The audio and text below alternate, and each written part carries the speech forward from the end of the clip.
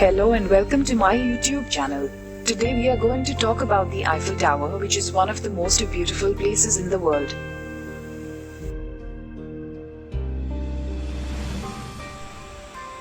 The Eiffel Tower is a wrought iron lattice tower on the Champ de Mars in Paris, France. It is named after the engineer Gustave Eiffel, whose company designed and built the tower. Constructed from 1887 to 1889 as the entrance to the 1889 World's Fair, it was initially criticized by some of France's leading artists and intellectuals for its design, but it has become a global cultural icon of France and one of the most recognizable structures in the world. The Eiffel Tower is the most visited paid monument in the world. 6.91 million people ascended it in 2015. The tower is 324 meters tall, about the same height as an 81-story building, and the tallest structure in Paris. Its base is square, measuring 125 meters on each side. During its construction, the Eiffel Tower surpassed the Washington Monument to become the tallest man-made structure in the world, a title it held for 41 years until the Chrysler Building in New York City was finished in 1930. It was the first structure to reach a height of 300 meters. Due to the addition of a broadcasting area at the top of the tower in 1957, it is now taller than the Chrysler Building by 5.2 meters. Excellent.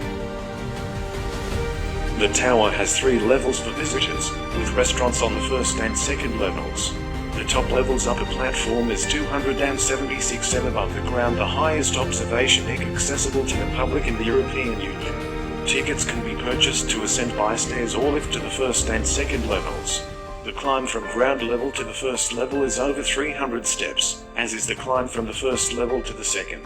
Although there is a staircase to the top level, it is usually accessible only by lift.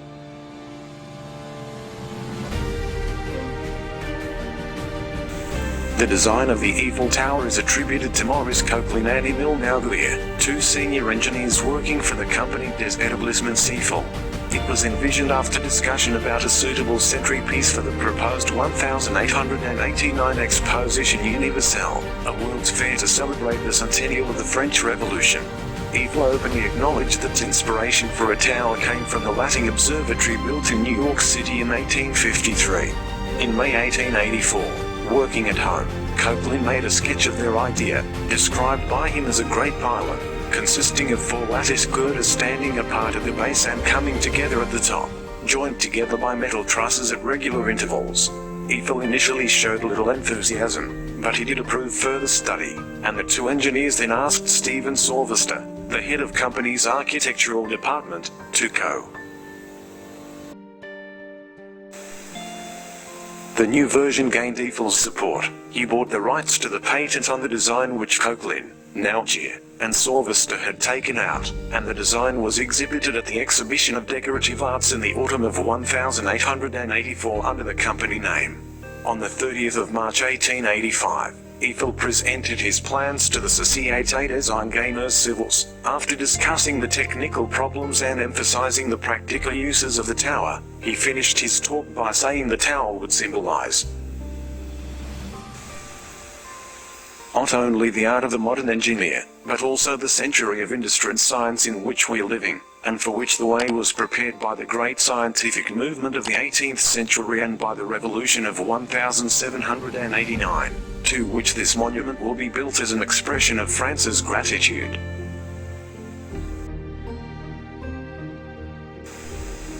Little progress was made until 1886, when Jules Grévy was re-elected as President of France and Edouard Lockroy was appointed as Minister for Trade.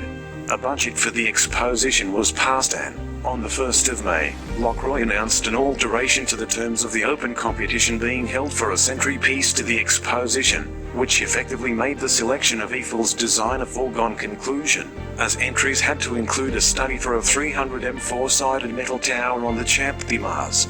On the 12th of May, a commission was set up to examine Eiffel's scheme and its rivals, which, a month later, decided that all the proposals except Eiffel's were either impractical or lacking in details. Work on the foundations started on the 28th of January 1887. Those for the east and south legs were straightforward, with each leg resting on 4 2m concrete slabs, one for each of the principal girders of each leg. The west and north legs, being closer to the River Seine, were more complicated. Each slab needed 2 piles installed by using compressed air caissons 15m long and 6m diameter driven to a depth of 22m to support the concrete slabs, which were 6m thick. Each of these slabs supported a block of limestone with an inclined top to bear a supporting shoe for the ironwork. Each shoe was anchored to the stonework by a pair of bolts 10 cm in diameter and 7.5m long. The foundations were completed on the 30th of June, and the erection of the ironwork began.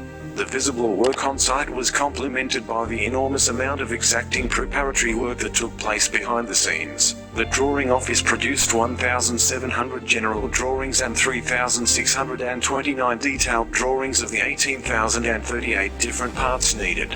The task of drawing the components was complicated by the complex angles involved in the design and the degree of precision required. The position of rivet holes was specified to within 1 mm and angles worked out to 1 second of arc.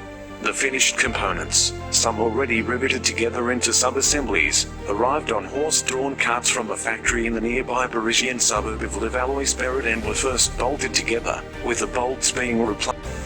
At first, the legs were constructed as cantilevers, but about halfway to the first level construction was paused in order to create a substantial timber scaffold. This renewed concerns about the structural integrity of the tower, and sensational headlines such as Effal's suicide and Gustave Eiffel has gone mad. He has been confined in an asylum appeared in the tabloid press. At this stage, a small creeper crane designed to move up the tower was installed at each leg. They made use of the guides for the lifts which were to be fitted in the 4 legs. The critical stage of joining the legs at the first level was completed by the end of March 1888. Although the metal work had been prepared with the utmost attention to detail, provision had been made to carry out small adjustments in order to precisely align the legs. Hydraulic jacks were fitted to the shoes at the base of each leg.